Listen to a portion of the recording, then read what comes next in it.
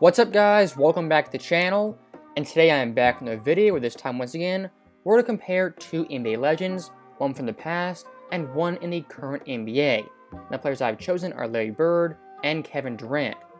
And first off, I want to clarify, both these guys in my personal book are top 15 players of all time, and both top 3 small forwards. And I think in the coming years Kevin Durant is going to have some big time debates and arguments for actually being better than Larry Legend. So with that being the case, I wanted to make my case as to why Bird will always be better and greater than one Kevin Durant. Now before we get into that, if you haven't subscribed to the channel already, please make sure to do so, and if you could like this video, I greatly appreciate it. So with that being said, let's get into the video. So first off, when looking at both Larry Bird and Kevin Durant, they're both talented offensive players and all-time great small forwards, as established and everyone knows that.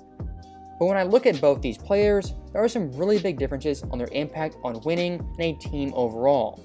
Specifically looking at Larry Bird, when he came in the NBA as a rookie in 1980, he completely transformed a Celtics team that was in the dumpster of the NBA.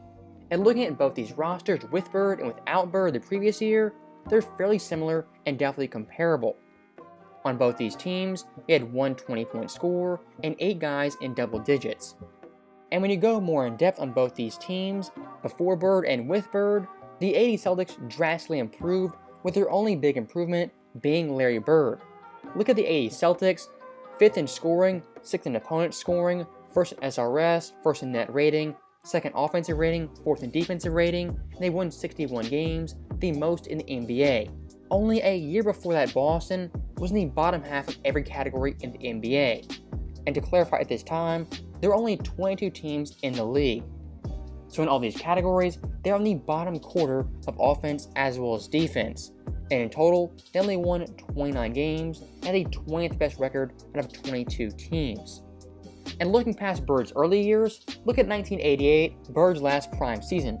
That year, Boston was 3rd in scoring, 14th in opponent scoring, 1st in SRS, 1st in net rating, 1st in offensive rating, 17th in defensive rating, and they won 57 games, and the 2nd best record in the NBA. Only a year later, the 89 Celtics, with Bird playing 6 games, dropped in virtually every category. And they went from a top-tier offensive team and a top-tier defensive team to a mid-tier or below-average team in those categories. And in total, they only won 42 games, and the 16th best record in the NBA. So any way you want to slice it when looking at Larry Bird, whether he was old or young, when he was not on the court, his impact was definitely felt for that Boston team, as he was their best scorer, their best passer, as well as their best rebounder, and some years early on, he was actually their best defender, making 3 all-defensive teams. For KD, yes, he is impactful, but you can make a very strong argument for his 2 championships, he was not the most valuable player on those teams, that was Steph Curry. Now looking past Bird's immense impact, let's look at how good his peak was from 84 to 88. Looking at his stats, he averaged 27 points per game, 9.8 boards, 6.8 assists, on insane 51, 40, and 89.9 splits. During a 5-year period, Larry Bird was a 27-point, 54-90 player. That historically is insane and only rivaled by someone like a Steph Curry. Also during this time period, Bird won 3 MVPs all in a row, and his Boston teams won 60-plus games, also 3 years in a row. And if you look to his playoff numbers, once again, they're nearly identical to his stats in the season, as he averaged 26 points per game, 10 boards, 7 assists, on 49, 37, and 90 splits. And during this time period, Boston won 2 championships, with Bird winning 2 Finals MVPs. And whatever you think Larry Bird's best season was, you have to admit he was the best offensive player in the NBA, and arguably the best all-around player the game had seen. He was a top 3 scorer, the best small forward rebounder, and the 2nd best passer, only behind Magic. And one thing you have to know about Larry Bird in his prime, he averaged 39.1 minutes per game, and he missed less than 20 games during a 5-year stretch. That for today's players is simply unheard of. Now when looking at Bird's best season in totality, taking into account accolades, I think it's the 86 season where he won MVP. During this year, Larry averaged 25.8 points per game, 9.8 boards, 6.8 assists, on 49, 42, and 89 splits. And Boston as a team had the best record in the NBA, only losing 15 games. And Bird this year made 82 threes, that was the most in the NBA, and had 10 triple-doubles, also the most in the league. And we're looking at his stats versus the team. He was their leader in points, assists, rebounds, as well as steals. And for the NBA, he was 4th in scoring, 7th in boards, 9th in steals, and 14th in assists. Also, the advanced stats are phenomenal, as he ranks top 10 in offense, as well as defense in the advanced stat categories. And if you look to the playoffs, once again, his stats are highly impressive, as he averaged 25.9 points per game, 9.3 boards, 8.2 assists on 52, 41, and 93 splits. And for the 86 Celtics in the playoffs, they had a 15-3 record, only losing one game in the Eastern Conference. And the one thing I found very interesting is that Bird, in the closeout games, was something phenomenal, averaging 24.5 points, 8.8 boards, 7.5 assists on a remarkable 52, 54, and 94 splits. And in Game 6 versus Houston in the finals, he had 29 points, 12 assists, and 11 boards, and a closeout victory.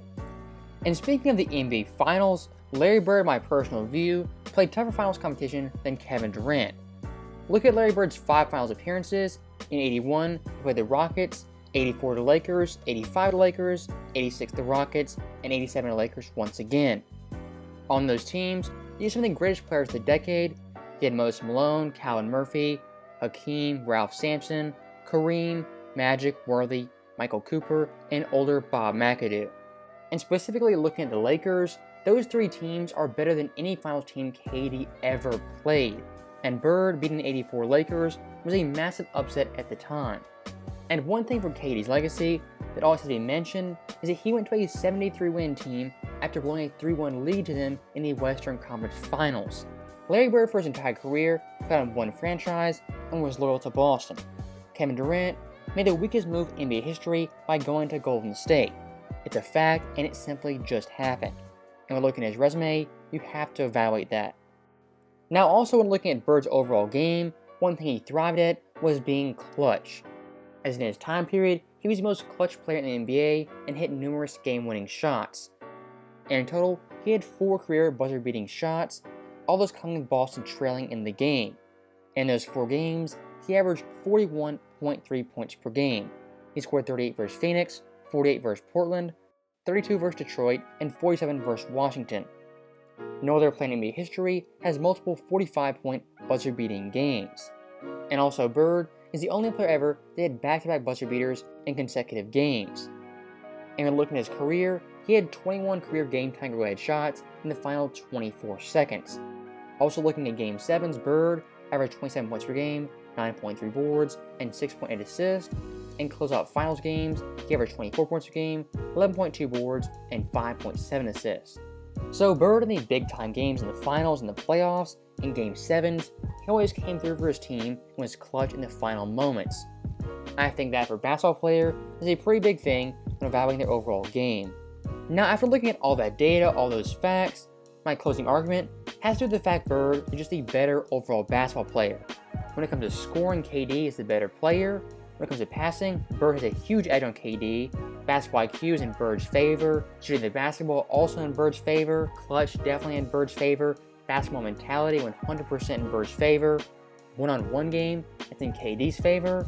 But when you look at the general criteria for a basketball player, Larry Bird checks more of those boxes than Kevin Durant. Also on the defensive end, Bird was a 3-time defensive player, and his peak was better than Kevin Durant. And I think adding in the intangibles, that puts Bird even more over the top when compared to KD. And lastly, I'll do a resume summary of Bird's career. In total, he had 10 seasons of 25-5, the second most ever, 5 seasons of 20-10-5, the most ever. He has 2 seasons averaging 20 points per game on 50-40-90 splits, the most ever, and he has the second highest scoring average for a 50-40-90 season. Also, he is the last player in the NBA to win 3 straight MVP awards. In total, Bird led the NBA in free throw percentage 4 different times. In a 7-year period, he only missed 10 games. And from 81 to 88, he was top 10 in scoring as well as rebounding. And probably the most impressive stat, we're looking at a prime Larry Bird from 81 to 88.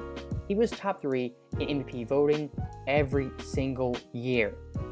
That right there is a big piece of my argument of why Larry Bird is a better overall player and has a greater legacy when compared to Kevin Durant. So that right there is the end of the video. As always, thank you guys for watching, hope you enjoyed it. I'll see you guys next time.